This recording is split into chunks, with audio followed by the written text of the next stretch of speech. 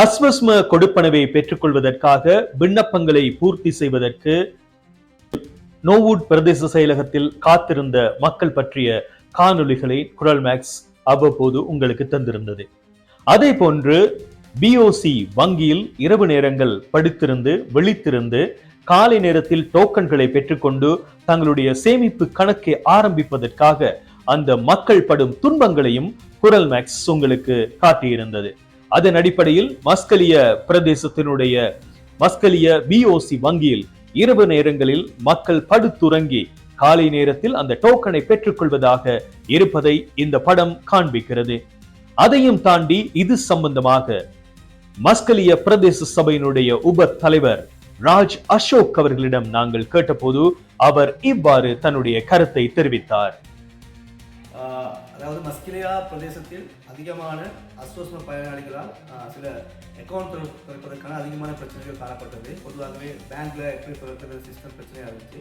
அந்த அடிப்படையில் கிடைக்கப்பட்ட முறைப்பாடுக்கு இணங்க இன்றைய தினம் மஸ்கலியா பிஓசி மற்றும் பீப்பிள்ஸ் பேங்க் இந்த 2 வங்கிகள் சென்ற பொழுது அங்கே இருந்த முகாமைகளும் தொடர்பு கொண்டு தருகிற பொழுது அவர்கள் கொடுக்கப்பட்ட தரவுகளின் அடிப்படையில் பொதுவாக மஸ்கலியாவில் பீப்புள்ஸ் பேங்கில் வந்து அநேகமாக ஒரு நாளைக்கு 40 வரைக்கும் 50 வரையான அக்கௌண்ட்டும், அதே போன்று பிஓசி பேங்கில் வந்து பொதுவாக 30 40 வரையான கணக்குகள் திறக்கப்படுகின்றன. இது திறக்கும் பொழுது பொதுவாகவே அரசாங்கம் அடுத்த மாதம் 4ஆம் தேதி என்ற காலையை வழங்கினாலும் கூட அவர்கள் கிடைத்த தகவல்படி இந்த மாதம், அதாவது அவருடைய பிஓசி ஹெட் ஆஃப் டிபார்ட்மெண்ட் சொல்லியிருக்காங்க கேட்டிங்கன்னா, பொதுவாக இந்த மாதம் அடுத்த மாதம் இறுதி அல்லது அதுக்கு அடுத்த மாதம் எப்போ வேணாலும் நீங்கள் கணக்குகளை, அதாவது எந்த நாட்களையும் வந்து கணக்கு திறக்கலாம்.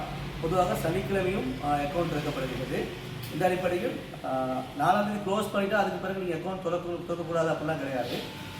க்ளோஸிங்லாம் ஒன்றும் கிடையாது. இது வந்து அன்பில் க்ளோஸ் பண்ணுறதே கிடையாது. பொதுவாகவே அடுத்த மாதமும் நீங்கள் வந்து அக்கௌண்ட் திறக்கலாம். பொதுவாக மக்கள் வந்து இங்கே நைட் நின்று ஸ்டே பண்ணி அன்றைக்கி வந்து பிரச்சனைக்கு இதாகாமல் முடிஞ்ச அளவு அடுத்த மாதம் ஃபுல்லாக திறக்கலாம்.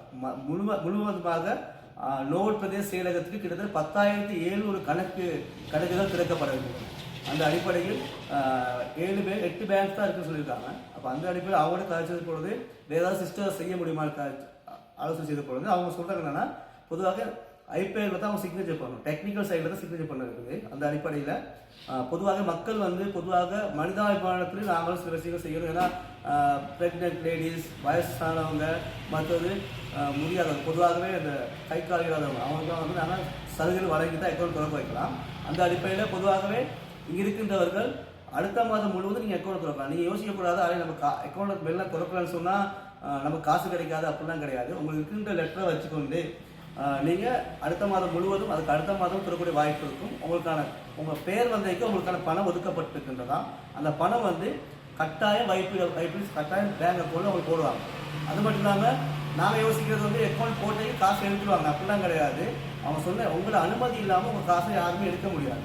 இதில் மனதில் வைத்துக்கொண்டு அக்கௌண்ட்டை வந்து நீங்கள் அடுத்த மாதம் முழுவதும் அது மட்டும் இல்லாமல் திறக்கிறதுக்கான வேலைகளை செய்யலாம். ஒரு நாளைக்கு 100 பேருக்கான அக்கௌண்ட் தான் 2 பேங்க் திறக்கப்படுது. இதை கவனத்தில் கொண்டு மஸ்கலியா இருக்கின்ற சொந்தங்கள் அனைவரும் அடுத்த மாதம் முழுக்க நீங்கள் அக்கௌண்ட் திறக்கலாம், எந்த பிரச்சனையும் கிடையாது. அஸ்வஸ்ம கருத்து கொடுக்கணும்னு சொல்லியிருக்காங்க. இதனை கருத்தில் கொண்டு இதை கேட்டால் போல் நடந்து கொள்ளுமாறு கேட்டுக்கொள்கிறேன்.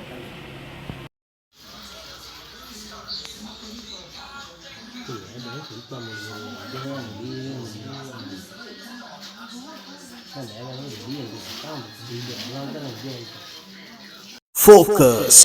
குரல் மேக்ஸ் ட்ரெண்ட் நியூஸ். இது மலையக மக்களின் குரல்.